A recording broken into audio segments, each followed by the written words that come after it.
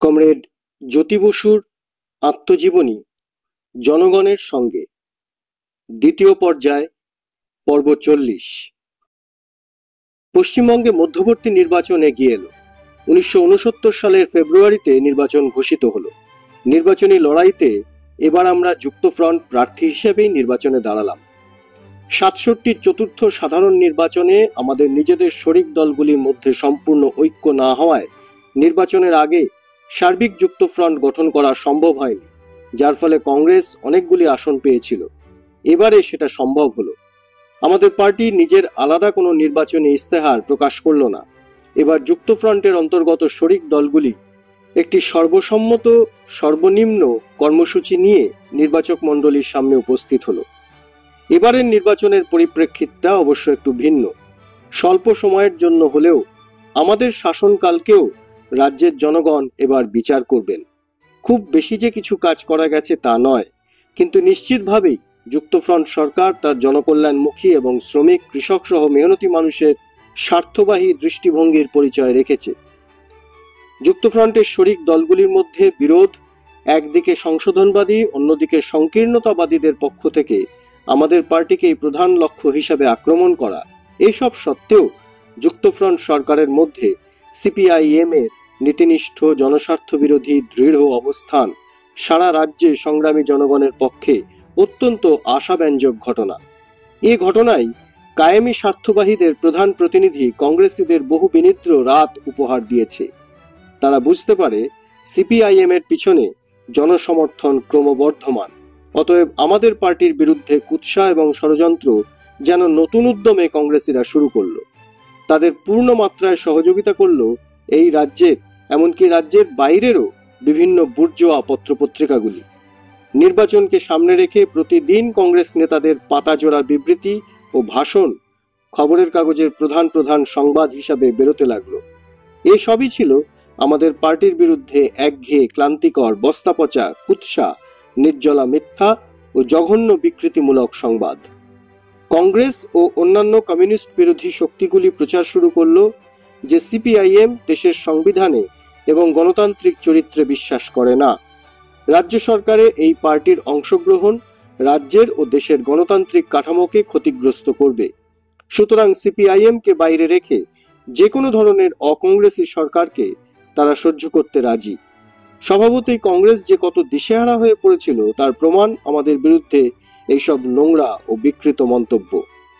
অবশ্যই এসবের আসল উদ্দেশ্য ছিল কংগ্রেসের বিরুদ্ধে এই রাজ্যের সংগ্রামী জনগণ যে ঐক্য গড়ে তুলেছেন তাতে বিভেদ সৃষ্টি করা। কংগ্রেস এটাও খুব ভালোভাবেই বুঝেছিল যে সিপিআইএম এর নীতি, কর্মসূচি এবং আপোষহীন লড়াইয়ের মোকাবিলা তাদের পক্ষে করা সম্ভব নয়। সুতরাং কৌশল গ্রহণ করে যুক্তফ্রন্টকে ভাঙন ধরাতে হবে। অপপ্রচারের আরেকটি অংশ ছিল আইন শৃঙ্খলা সম্পর্কিত। কংগ্রেস সহ সকল কায়েমি স্বার্থ প্রবল চিৎকার শুরু করলো যে যুক্তফ্রন্ট সরকারের আমলে পশ্চিমবঙ্গে আইন শৃঙ্খলা সম্পূর্ণ নিশ্চিহ্ন হয়ে গেছে এবং এই বিপর্যয়ের জন্য একমাত্র দায়ী ভারতের কমিউনিস্ট পার্টি মার্ক্সবাদী। নির্বাচন ঘোষণা হবার পর থেকে এমন একটি দিনও যায়নি যেদিন কোনো না কোনো বুর্জোয়া কাগজে কংগ্রেসের প্রচারের সঙ্গে তাল মিলিয়ে কোনো না কোনো গল্প বা মিথ্যা কাহিনী সাজানো হয়নি। যুক্তফ্রন্ট সরকার চলাকালীনও এই একই কায়দায় আমাদের বিরুদ্ধে অপপ্রচার চালানো হয়েছিল। তিলকে তাল করা হয়েছিল, সামান্য ঘটনাকেও ফুলিয়ে ফাঁপিয়ে এমনভাবে প্রচার করা হয়েছিল যে তার নিন্দা করার ভাষা খুঁজে পাওয়া মুশকিল। মানুষকে এইভাবে আমাদের বিরুদ্ধে উত্তেজিত করার জঘন্য চেষ্টা শুরু হয়েছিল। অবশ্য আমাদের কাছে এসব অপ্রত্যাশিত ছিল না। যুক্তফ্রন্ট সরকারের আমলে বিশেষ করে গ্রামাঞ্চলে জমিদার, জোতদার, মহাজন সহ বিভিন্ন কায়েমি স্বার্থের ওপর আঘাত এসেছিল। তারই প্রতিক্রিয়ায় যে আইন শৃঙ্খলা অবনতির নামে শোরগোল, এটা বুঝতে আমাদের অসুবিধা হয়নি।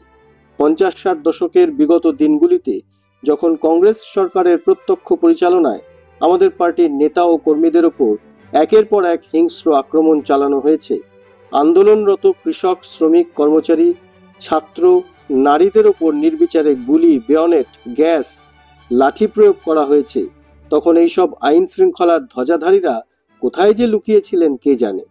কিন্তু আমাদের শত্রুরা আমাদের যতই অভিশাপ দিক না কেন, আইন শৃঙ্খলা বিপন্ন বলে যত আতঙ্কই তারা সৃষ্টি করতে চান না কেন, পশ্চিমবঙ্গের সাধারণ মানুষ, শ্রমিক, কৃষক যে যুক্তফ্রন্ট শাসনকালেই কংগ্রেসি শাসনের তুলনায় অনেক অনেক বেশি নাগরিক স্বাধীনতা ও গণতান্ত্রিক অধিকার ভোগ করেছেন, এই উজ্জ্বল সত্যকে অস্বীকার করা যাবে না। কাজেই শত্রুপক্ষের আইন শৃঙ্খলা অবনতি নিয়ে অপপ্রচারে আমরা বিস্মিত নই। রাজ্যের মধ্যবর্তী নির্বাচন উপলক্ষে পশ্চিমবঙ্গের জনসাধারণের উদ্দেশ্যে প্রচারিত এক আবেদনে আমরা বলেছিলাম, আমাদের পার্টি জনসাধারণকে এই আশ্বাসই দিচ্ছে যে জনসাধারণের স্বাধীনতা ও নাগরিক অধিকারগুলির ওপর চাপানো বিধিনিষেধগুলি দূর করার কর্মপন্থাই পার্টি অনুসরণ করে চলবে এবং আইন ও শৃঙ্খলার আড়ালে স্বাধীনতার কণ্ঠরোধ ও অধিকারগুলি সংকুচিত করতে কখনোই সম্মত হবে না। আমরা কেবল এই দেখে দুঃখিত যে দেশের সংবিধানের বর্তমান অগণতান্ত্রিক ধারাগুলির দরুন নিপীড়িত জনসাধারণের জন্য আরও গণতান্ত্রিক অধিকার ও স্বাধীনতা সুনিশ্চিত করার জন্য এবং সেগুলি যথাযথভাবে বাস্তবে পরিণত করার নিশ্চয়তার জন্য রাজ্য সরকারের হাতে উপযুক্ত ন্যস্ত ক্ষমতা নেই।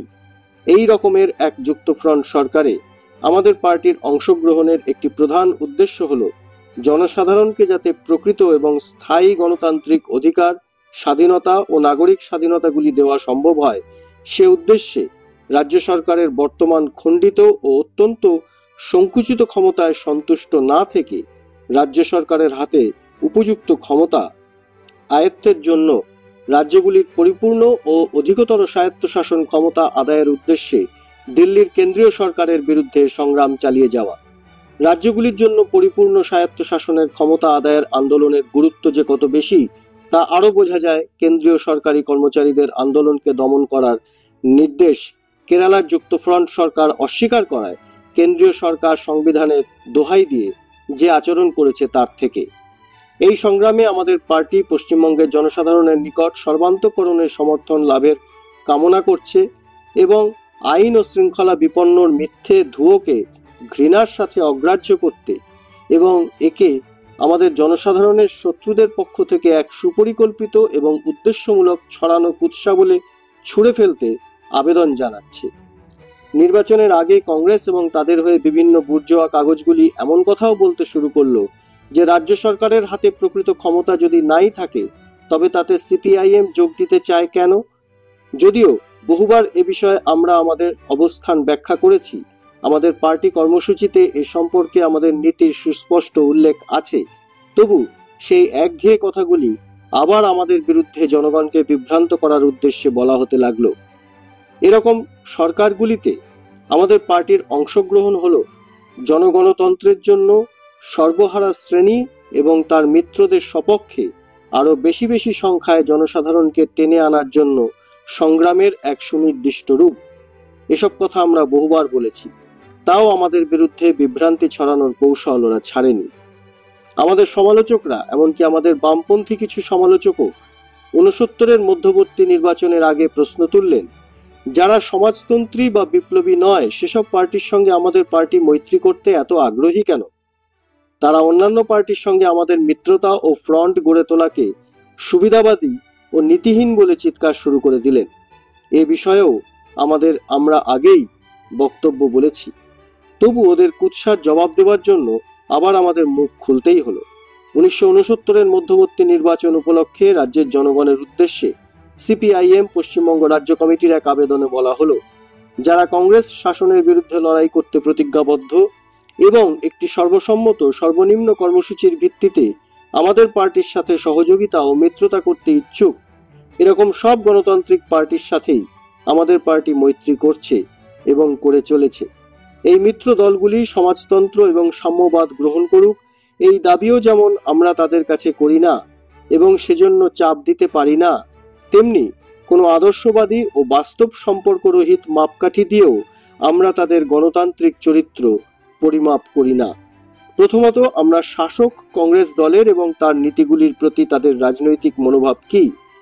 দ্বিতীয়ত, আমাদের পার্টির সাথে মৈত্রী স্থাপন করে কংগ্রেসের সাথে লড়াই করতে তারা কতটা ইচ্ছুক ও প্রস্তুত। তৃতীয়ত, সর্বসম্মত কর্মসূচি এবং তা কাজে পরিণত করার বিষয়ে তাদের রাজনৈতিক মনোভাব কি, এইগুলি দিয়ে আমরা পরিচালিত হই।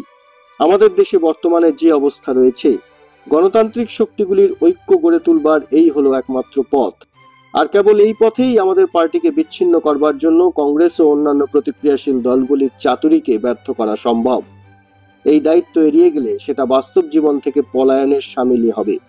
আমাদের পার্টির পছন্দ মতো কিছু বিশুদ্ধ গণতন্ত্রী এবং শুদ্ধ সমাজতন্ত্রী খুঁজে বেড়ানোটা হবে বাস্তবে যার অস্তিত্ব নেই তেমন জিনিস অনুসন্ধান করা। অর্থাৎ এই গণতান্ত্রিক পার্টিগুলির সাথে আমাদের মৈত্রীবন্ধন একটা সুনির্দিষ্ট নীতির ওপরেই প্রতিষ্ঠিত। এর ফলে কোনো শরিকেরই মতাদর্শগত, রাজনৈতিক ও সাংগঠনিক স্বাধীনতা বর্জন করা বোঝায় না।